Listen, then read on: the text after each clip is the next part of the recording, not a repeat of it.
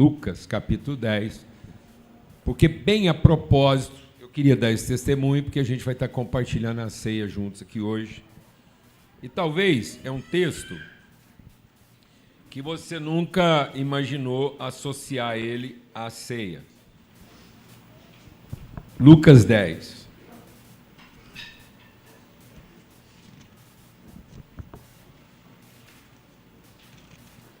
E eu queria aprofundar um pouquinho essa reflexão aqui em família.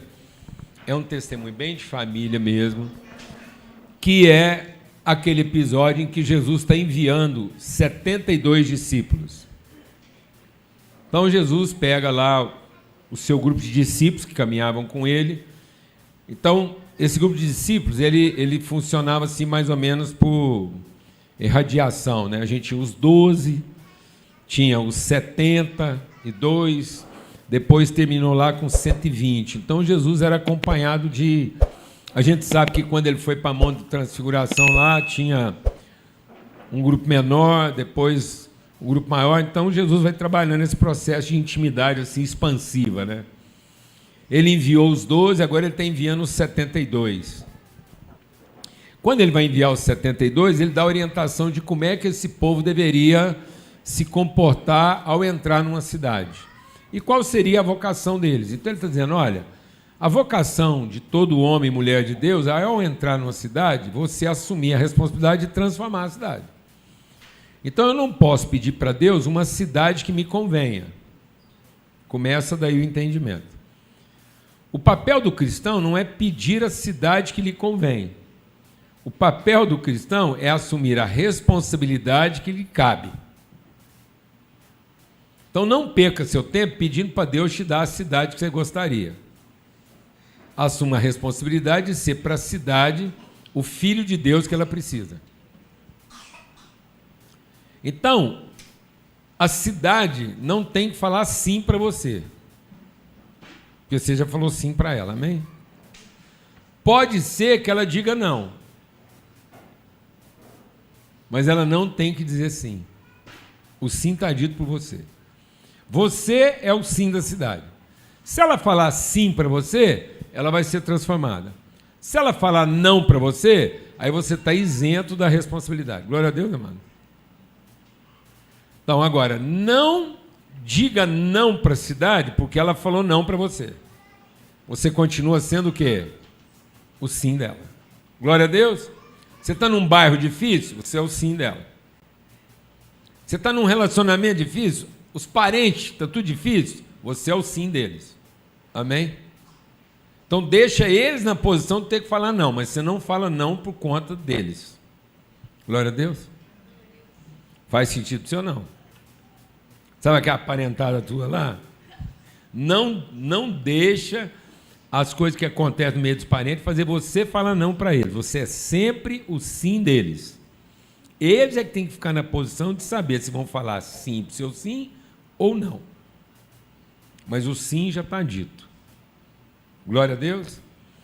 O sim está dito e assumido. Então eu tenho que pedir para Deus condições de ser o sim. E não saber se a cidade quer falar sim para mim. É isso que Jesus está dizendo. E aí ele vai concluindo, ele fala lá e tal, e diz... Então, lá no capítulo 10, a partir do verso 1, estou contando a história para chegar onde eu quero aqui. E aí, diz assim, ó. Aí eles voltaram, os 72 voltaram todos alegres, né? E animado, contando tudo que tinha acontecido. Diz assim, ó. Os 72, verso 17, voltaram alegres, dizendo... Senhor, até os demônios se submeteram a nós em teu nome. Então, é muito comum, às vezes, a nossa alegria, deixa Deus ministrar o nosso coração. Esse texto, eu acho que assim, o impacto que esse texto produz na nossa vida é porque nós temos a tendência de associar a nossa alegria aos resultados positivos. Então, está funcionando, a gente está alegre. Não está funcionando, a gente está triste. Quem está entendendo o que eu estou falando? Agora Jesus vai revelar um mistério aqui para nós. Amém? E aí os discípulos trazem um relatório positivo. Olha, foi fantástico, até os demônios se submeteram. E aí Jesus respondeu: eu vi Satanás caindo do céu como relâmpago. Eu dei a vocês poder para pisarem sobre cobras e escorpiões, e sobre todo o poder do inimigo, nada lhes fará dano. Amado, em nome de Cristo Jesus, recebe essa palavra. Amém? Ensina isso para os seus filhos. Ensina os seus filhos a não ter medo da vida e do que a vida pode causar para eles. Glória a Deus. Nada lhes fará dano. Uma coisa, amados, é enfrentar problema. Outra coisa é ser danificado. Glória a Deus. Glória a Deus. Você recebe essa palavra aqui hoje de manhã e incorpora isso. É o Senhor do Senhor dizendo: nada lhes causará dano. Arranhado. Amém, amado? Amassado na pintura, mancha no sofá. Mas você não vai deixar de ser sofá, ainda que seja o quê? Eu quero te apresentar um sofá lá de casa. Eu até hoje estou em dúvida se a gente forrou ele com a coisa certa, com a cor certa e com a cor errada. Eu olho, o sofá é muito bom. Eu acompanhei a reforma dele. Ele já era bom, mas no dia que foi reformar, eu fui lá como engenheiro e falei para o cara assim: eu quero que você faça o sofá do jeito que eu acho que um sofá tem que ser feito. Pensa um trem arrumado. Menino, neto, vizinho, amigo, visitante, tá lá. Só que a gente forrou ele de uma cor assim meio clara. É um amarelinho, bem bege. E aí, já lavou ele lá não sei quantas vezes. Eu tenho até uma conta corrente lá com... E eu fico pensando, eu tinha que ter forrado ele de uma cor mais escura, para esconder os Toddy, os açaí. Sabe, não? Que é a mancha de açaí nervosa, endemoniada. Tem umas lá. Aí tem umas manchinhas, uns trem lá, entendeu? Restinho de coca. Tá lá. Eu fiquei pensando, eu devia ter forrado ele da cor escura, que não aparece disso, ou é dessa cor mesmo que eu tinha que ter forrado para todo mundo saber que ele está cumprindo o seu propósito. Então estou percebendo que o sofá tem problema com a cor dele, mas nada lhe causa dano, porque ele continua sendo sofá. E aqui esse problema que ele está mostrando que ele tem lá é porque ele está funcionando como sofá. Glória a Deus, amado. Aleluia. Então tem certas coisas que você vai carregar na vida porque você está cumprindo o seu propósito. E esse problema que você está passando é exatamente o problema que você tem que passar, sabendo que nada vai lhe causar dano. Ainda que você tenha umas manchinhas lá, uns trenzinhos que o povo acha que é defeito, mas não é. É só a marca de que você está cumprindo o seu propósito. Glória a Deus, amado. Aleluia. Aí, Jesus diz assim: nada lhes causará dano. E aí ele diz assim, ó: alegrem-se, porque contudo, não se alegrem porque os espíritos se submetem a vocês, mas porque seus nomes estão escritos nos céus. Naquela hora, presta atenção nisso aqui. Presta atenção, entra nesse espírito aí. Naquela hora, Jesus exultou no espírito. Vamos imaginar uma coisa que Jesus vai compartilhar e que mexe emocionalmente com ele. Fantástico isso, né? A Bíblia está registrando uma coisa aqui que mexe com as emoções de Jesus. E sabe o que mexe com as emoções de Jesus? Ele diz assim, ó: Eu vou falar para vocês o que mexe comigo. É porque eu louvo ao meu Pai, Senhor do céu e da terra, porque Ele escondeu essas coisas dos sábios e entendidos e revelou aos seus pequeninos, porque assim foi do seu agrado. Todas as coisas me foram entregues pelo Pai. Ninguém sabe quem é o Filho, a não ser o Pai. E ninguém sabe quem é o Pai, a não ser o Filho, e aqueles a quem o Senhor quiser revelar. Rapaz, a hora que eu estava meditando sobre esse negócio, e que o texto falou que existe uma coisa que comove, que mexe com as emoções de Jesus, e o que mexe com as emoções dele é saber que o conhecimento não tem nada a ver com o entendimento.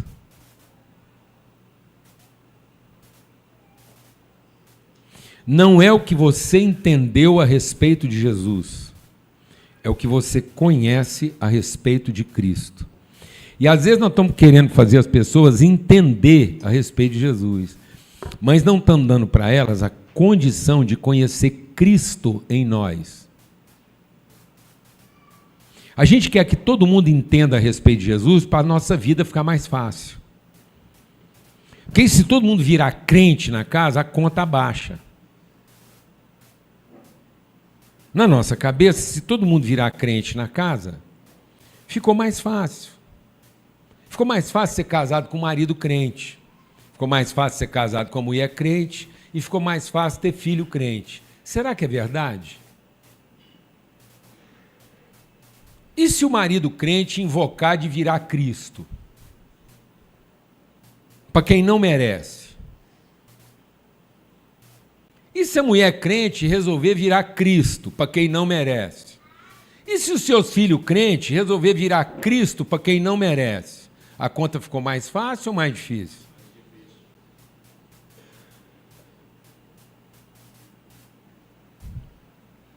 Está vendo como é que nós estamos confundindo a coisa? Nós estamos usando o nome de Jesus para fazer uma doutrinação conveniente de um gueto religioso, onde no fundo a gente usa o nome de Jesus para ter controle das pessoas. Mas não é isso que traz a alegria de Cristo. Não é isso que mexe com as emoções de Jesus. A alegria de Jesus não é saber que existe uma sala cheia de devotos de Jesus. A alegria dele é saber que existe um povo que conhece, que comunga, que participa da natureza dele. E que isso é um tipo de conhecimento íntimo, Rebeca. Não é uma informação, não é uma coisa que você leu e entendeu. Não adianta eu ter entendido a respeito de Jesus se eu não conheço a Cristo. Se eu não comungo o Espírito dele. Por isso que muita gente se aproximava de Jesus e fala assim, fala o que eu tenho que fazer para ser salvo. Sabe o que Jesus falava a respeito do que eu tenho que fazer para ser salvo? Nada. Não faça nada para ser salvo, porque tudo que você faz para ser salvo revela exatamente o tipo de pessoa ruim que você é. Porque no fundo você está querendo arrumar forma de quê? De se salvar. Você está querendo a ajuda de Jesus para se salvar de um casamento ruim e não para ser Cristo para a mulher difícil que você tem. Você está querendo a ajuda de Jesus para se salvar do marido ruim que você tem e não para ser o Cristo que esse marido precisa. A gente está querendo usar Jesus para se salvar dos filhos difíceis que a gente tem, mas não quer ser o Cristo que vai transformar e inspirar a vida deles. Então nós estamos querendo produzir um padrão de entendimento em vez de produzir condições de conhecimento. Vou repetir devagar. Deus não quer que você produza um padrão de entendimento. Ele quer que você ofereça condições de conhecimento. Então isso foi negado. Esse conhecimento de Cristo foi negado aos eruditos. Esse conhecimento de Cristo ele é impossível aos sábios e entendidos desse mundo. E nós estamos vivendo hoje uma teologia de entendimento. Há muita coisa sendo dita em nome de Jesus, há muita coisa sendo pregada. Nós conseguimos esquadrinhar Jesus. Parece que a gente pegou Jesus e consegue agora explicar como é que as células dele foram compostas. A gente entendeu tudo, mas não conhece nada. A gente entendeu tudo da doutrina, da religião, da liturgia. A gente entendeu a música que tem que ser cantada, o horário que tem que fazer a reunião, o tipo de pregação que tem que ser feita. A gente escreveu um livro sobre isso. Nós separamos isso em 10, 20 pontos. Está tudo detalhado. Mas nós temos pouca representação do Espírito de Cristo nas relações. Porque, no fundo, está todo mundo querendo usar Jesus para salvar a si próprio. E isso não emociona Jesus. Isso não mexe. O que comove, o que mexe com as emoções, o que faz o coração dele bater acelerado, o que faz ele se mover, sabe aquela coisa? É como Jesus falando assim, a gente sentiu um frio na barriga agora. Gente, meu coração acelerou. Meu Deus, eu estou comovido. Mas não é comovido no sentido de influenciado numa emoção qualquer. Não é a comoção de quem viu um pudim. Não é a comoção de quem ouviu uma música boa, não. É um ferveu. Sabe quando a coisa ferveu, quando você sente que parece que revirou dentro de você? Alguma coisa que mexe muito com a sua noção de identidade, propósito da vida, de significado. Sabe quando você fala assim, estou vivo? Entendi a vida. Entendi o que representa viver nesse mundo. Sei qual é o significado da minha existência. É isso que Jesus está falando. Jesus está abrindo a intimidade dele, está falando assim, sabe o que me move? Sabe o que faz eu sentir que eu estou vivendo? É porque está acontecendo o que Deus me prometeu. E ele prometeu que alguém nos conheceria como nós nos conhecíamos. Você já entendeu o que Jesus está dizendo aqui? Que ele quer que a gente tenha com ele um nível de conhecimento que só ele e o Pai tinham desde a eternidade. O que significa eu abrir a boca e dizer assim, eu sei que nada me causará dano? Sabe o que é viver uma vida sem medo? O que seria viver uma vida sem ansiedade futuro? Por que uma vida sem ansiedade futuro? Porque o que você conhece é muito mais profundo do que aquilo que qualquer pessoa pode entender. E aí alguém vai dizer para você, você não está entendendo. Eu falo, realmente, não estou entendendo, não quero entender e nunca vou entender, porque eu não vim aqui para entender, eu vim aqui para revelar o que eu conheço, quem eu sou, o que eu represento como pessoa. E isso não foi dado. É isso que acontece. Por isso que ele diz, aquele que não receber o reino de Deus como uma criança. Qual o grau de ansiedade aqui, nesse momento agora? Qual o grau de ansiedade? Qual o grau de preocupação com o futuro? Pergunta para essa criança aqui, o que ela está pensando em ser quando crescer? Pergunta para esse cidadão aqui, quanto de dinheiro ele precisa para ter sucesso na vida. Mas daqui a pouco, você entendeu, Isadora? Daqui a pouco essa cabecinha vai estar carregada. Daqui a pouco a preocupação de quanto ele precisa ganhar vai ser maior do que a certeza de quem ele é. Quem vai ensinar isso para ele?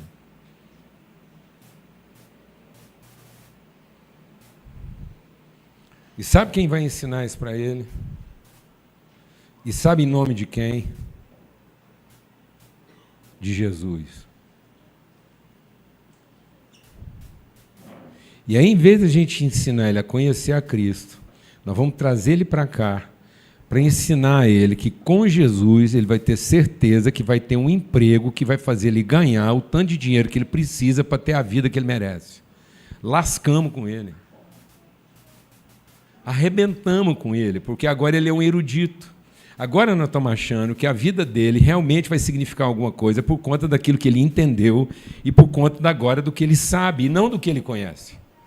Então agora nós estamos dizendo para ele que é o padrão de entendimento, é o padrão de informação que ele domina agora, que garante para ele a vida que nunca vai ser garantida porque ele nunca se tornou a pessoa que ele foi feito para ser. Mas ele está tentando se comportar como alguém que garante, a partir do seu comportamento, do seu entendimento, uma condição de vida que ele merece. Nós transformamos um filho em escravo. E escravo do quê? Do seu entendimento. E Jesus está dizendo, meu pai negou. Você está entendendo que não é contra o capeta que nós estamos lutando? Tem muita gente achando que a nossa luta é contra o diabo.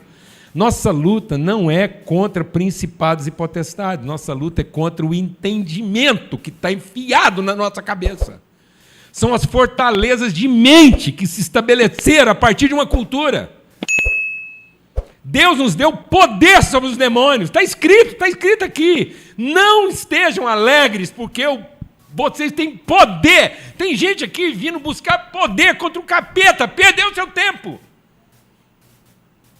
Porque poder sobre o capeta, até quem não vem aqui já tem. O que está faltando é conhecimento. Meu povo não está sofrendo por falta de entendimento. Meu povo está sofrendo por falta de conhecimento. Porque não entendeu que a alegria da vida não está na certeza de que você finalmente entendeu.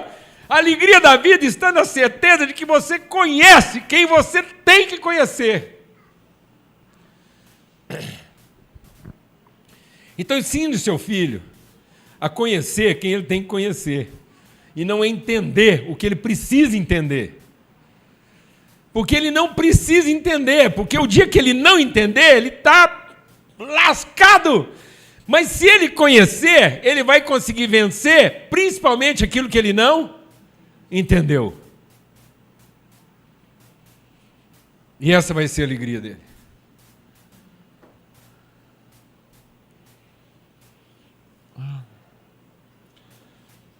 Sabe quando um filho te abraça,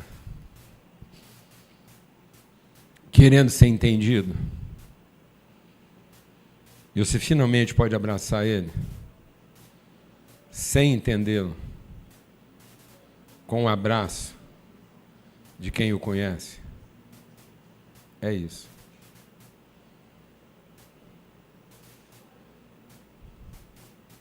Não tente explicar para o seu filho que você entende o que ele está passando.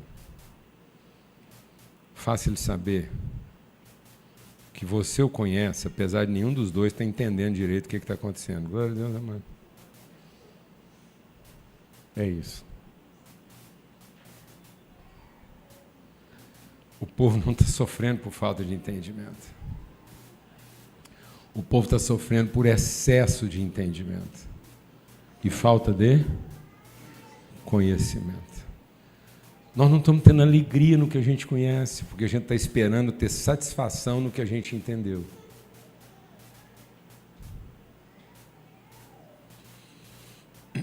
Amém? Isso é igual comida de vó. Não tem que prestar. Você só tem que saber que foi sua avó que fez para você. Aí pode ser a comida mais ruim do mundo. E quanto pior for, mais alegre você come, porque sua avó vai ficar o quê? Contente.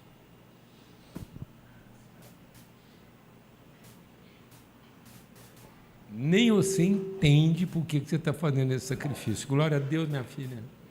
Acabou. É uma relação de pertencimento. Quem está entendendo isso aqui, amados? Glória a Deus. Por isso que Jesus representa isso na ceia. Jesus pega o pão, parte o pão, e Paulo, escrevendo sobre o pão, ele diz assim: sabe por que vocês estão ficando cada vez mais infelizes? Porque cada um está tendo pressa em comer seu próprio pão.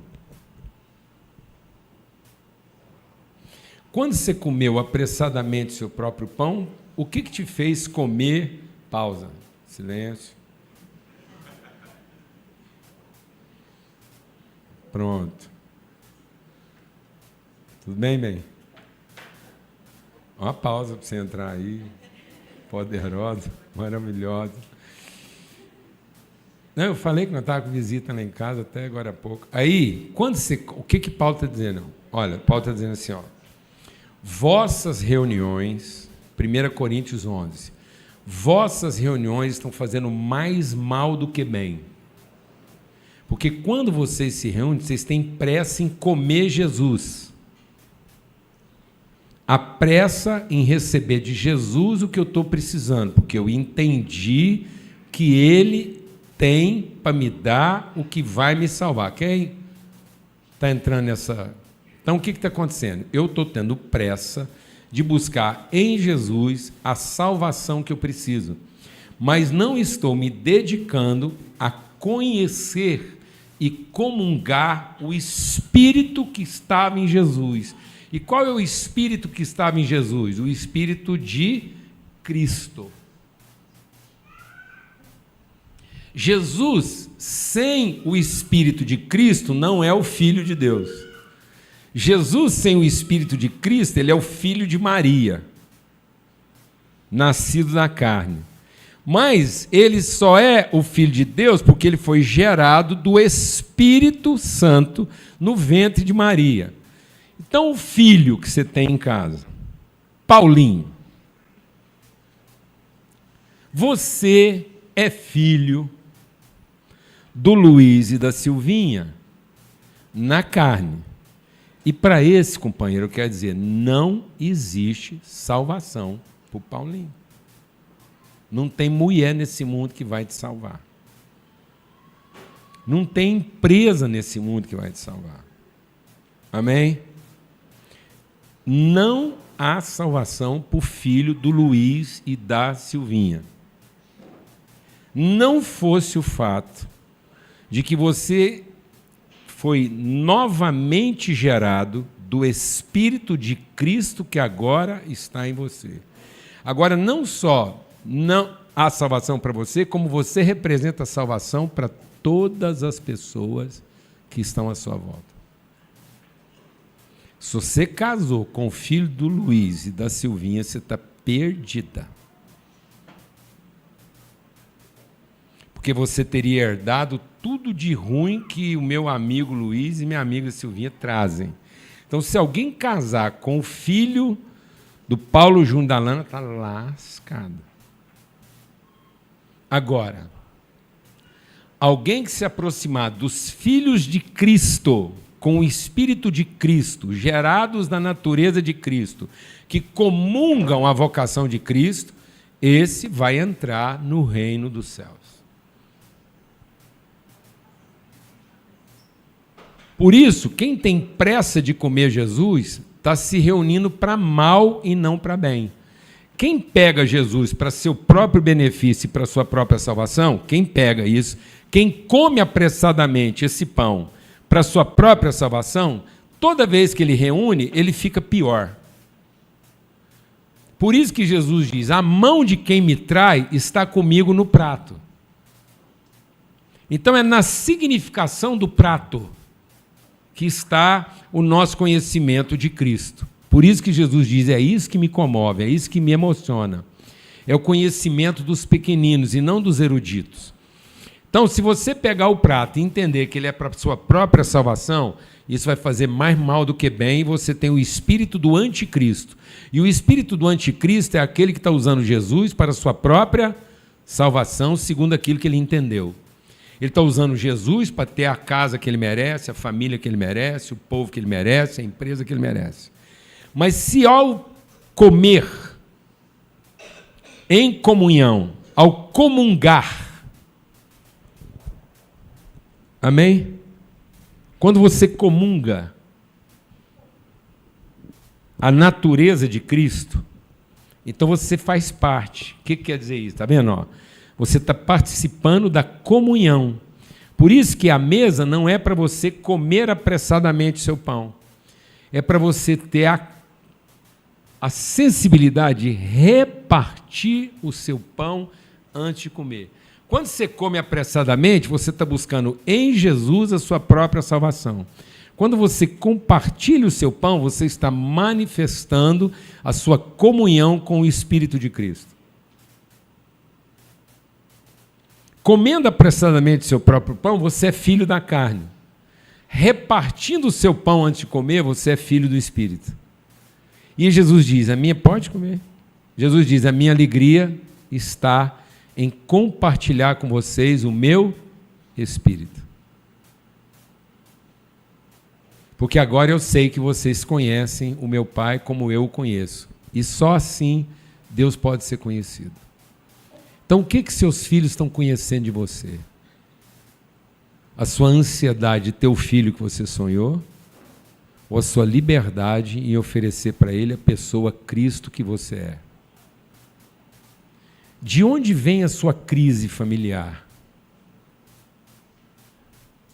Que tipo de crise você vive? De ainda não ter tido tudo que você gostaria de ter? Ou de ainda não ter oferecido tudo que você pode oferecer?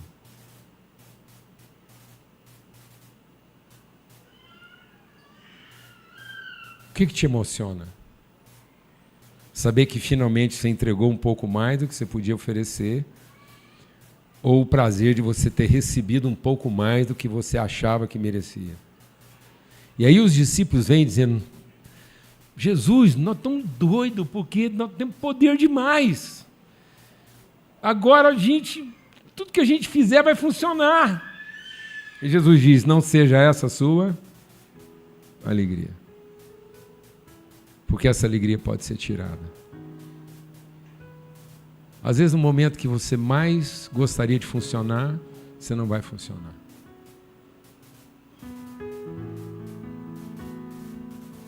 Às vezes no momento que você mais queria salvar alguém, você não vai conseguir.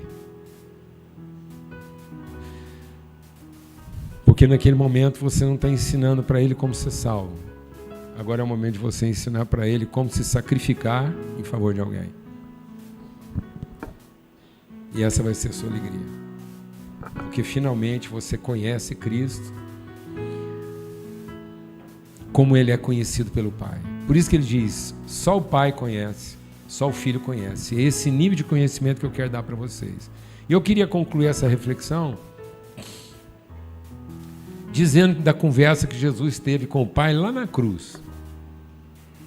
A conversa final de Jesus. E quando eu estava contando aqui, que eu estava meditando nesse texto, quando a gente estava viajando, você estava lá, e eu fui tomado assim de um arrebatamento espiritual, quando eu vi lá, Jesus se comoveu intimamente, quando ele estava falando desse conhecimento. E aí, eu me lembrei da conversa de Jesus com o Pai na cruz. Na cruz. E ele diz assim: Pai, eu poderia te pedir, salvação. Ele está lá, momentos que antecedem a sua crucificação. Jesus já está interiormente crucificado. Ele está revelando o que é o Espírito de Cristo. E ele diz assim: eu poderia pedir que o Senhor me poupasse dessa hora. Mas foi para essa hora que eu vim. Então eu vou te pedir outra coisa. Eu vou te pedir que o Senhor me glorifique com a glória que eu tinha com o Senhor lá na eternidade. Glorifica o teu filho, para que teu filho glorifique a ti.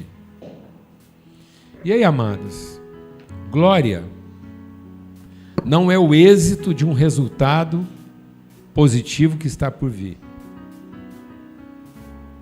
Não espere alguma coisa boa te acontecer. Não espere um bom resultado. Não espere alguma coisa dar certo, para você entender o que é glória. Porque glória não tem a ver com resultado positivo. Glória não tem a ver com ter dado certo quando podia ter dado errado. Não deixe que as suas emoções traiam você. Não espere que a sua alegria só aconteça quando tudo tiver finalmente dado certo. Porque esse não é o Espírito de Cristo. Quer saber o que é glória? Mantenha o seu compromisso, a sua disposição, enquanto todo mundo está achando que vai dar errado. Ou que você pode estar perdendo seu tempo.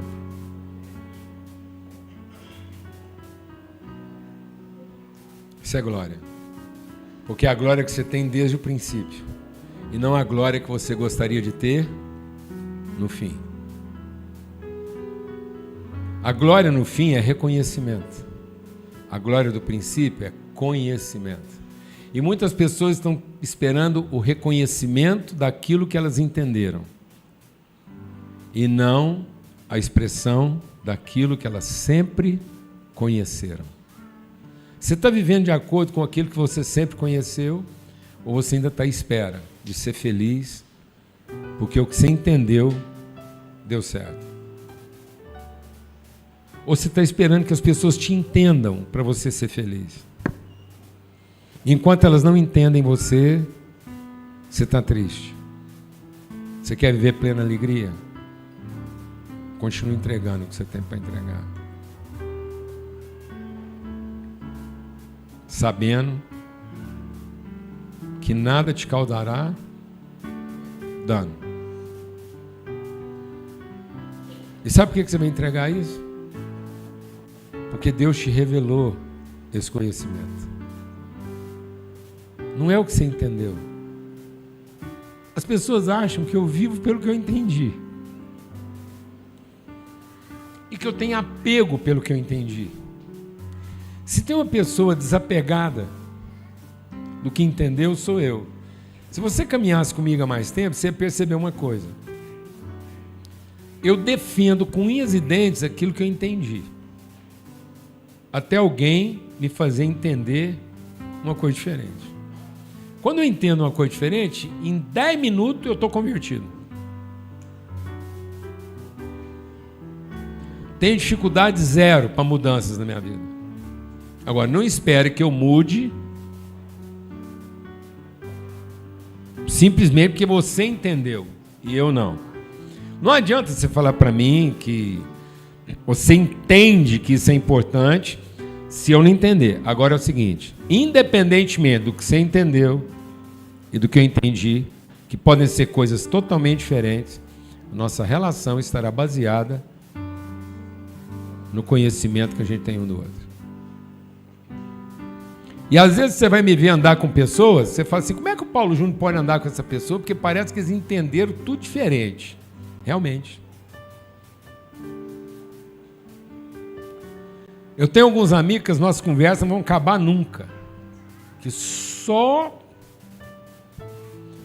um anjo iluminado para colocar fim à nossa discussão. Porque um entende uma coisa, o outro entende outra totalmente diferente. Mas nós somos íntimos amigos. Sabe por quê? Porque a gente se conhece. E sabe por que a gente se conhece? Porque a gente partilhou o mesmo pão. A gente é feito da mesma substância. E eu vou terminar. Então, lá em Efésios, abra sua Bíblia lá em Efésios, para a gente entender qual é a oração de Paulo.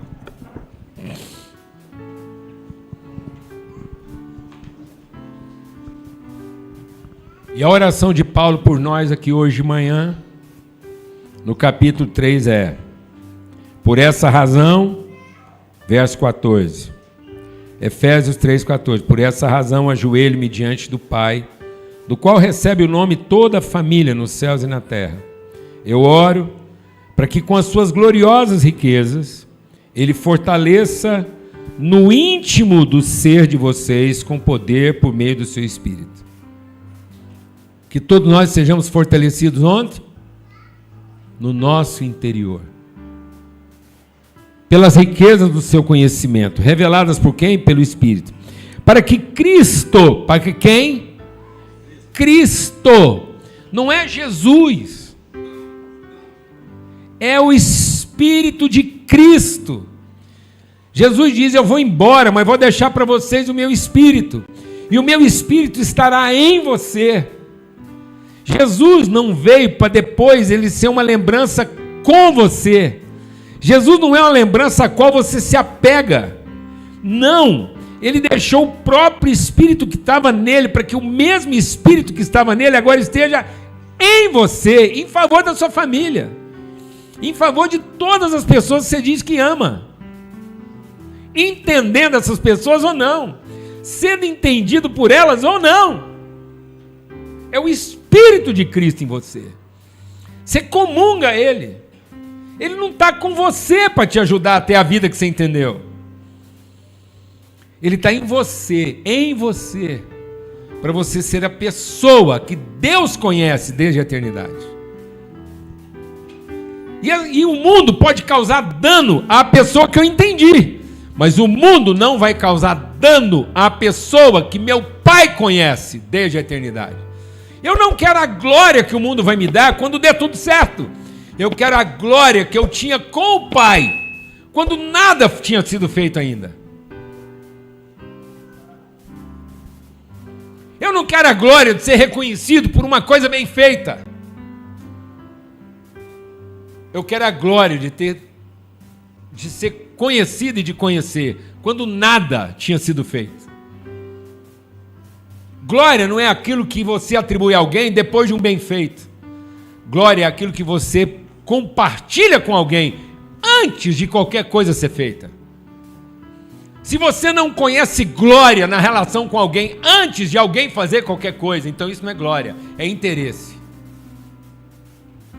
Se só existe glória depois de um bem feito, isso não é glória, isso é admiração. Glória é aquilo que você conhece quando nada precisa ser feito. Amém? E aí ele diz, para que o Espírito esteja, para que Cristo habite no coração. Quem habita? Cristo. E vocês, mediante a fé, oro para que, estando arraigados, alicerçados, enraizados em amor, vocês possam, juntamente com os santos, compreender. Compreender o quê? Largura, comprimento, altura e profundidade. Isso é compreender. Não confunda o que você pode compreender. Não confunda o que você pode medir.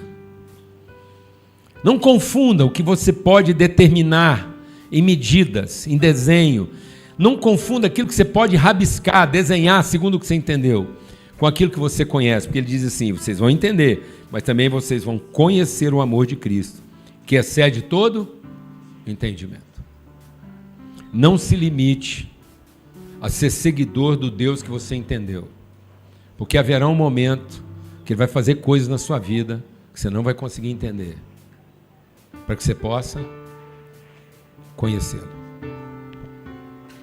E em conhecendo, você participar do Espírito dele, para que vocês sejam cheios de toda plenitude de Deus. Essa é a emoção. A emoção de saber que você está pleno de Deus. E quando você está pleno de Deus, nada pode te causar dano. Então agora vamos compartilhar a ceia. Uma orada no graças pelo pão.